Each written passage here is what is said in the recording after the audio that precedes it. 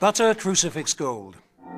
This is the short story of a gold bar that was slightly smaller and slightly richer in colour than the other 91 gold bars discovered on the back seat of a car that crashed outside the North Italian town of Bolzano, where they cannot cook good spaghetti. The gold bar was wrapped in brown paper and tied with a knotted shoelace. It was like a golden slab of country butter. The brown paper and the shoelace helped to identify where the gold came from. For once upon a time, it had belonged to children in an orphanage in Toulouse. The gold bar was their surety to the nuns who were their protectors, and it was made of melted down crucifixes. On certain saints' days in summer, the nuns would untie the shoelace and unwrap the brown paper and polish the golden bar on their sleeves. They would line up the 46 children of the orphanage in the cloister of the convent, and walking slowly, pass along them, holding the gold bar under the children's chins, so that the sunlight reflected a golden glow upwards upon their faces. The nuns would offer a benediction to each child.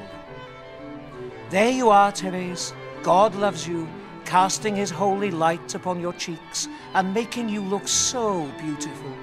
God be with you always. May his light always shine upon you. Jean-Pierre, you are truly blessed by the collected power of all the little crucifixes. God be with you forever and always."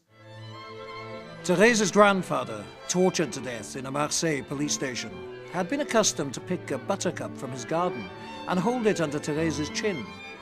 He would say that the golden glow reflected so richly on her face that she certainly loved butter and would one day fall in love with a wealthy man and marry him.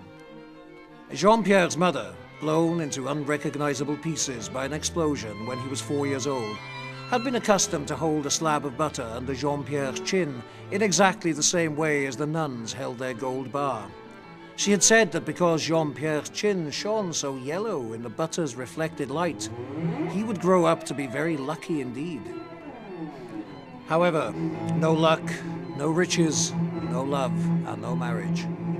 God was not with these children, forever and always.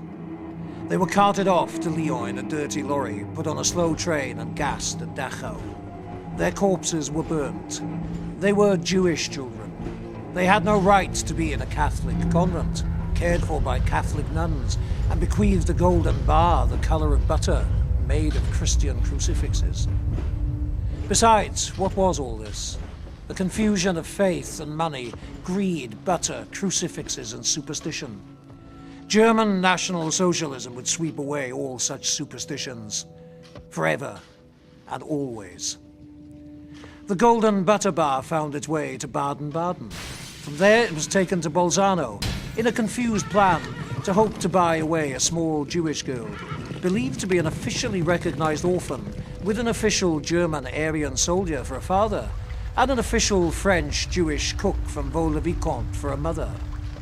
Could it ever have been possible that someone might have put butter under the chin of this particular orphan?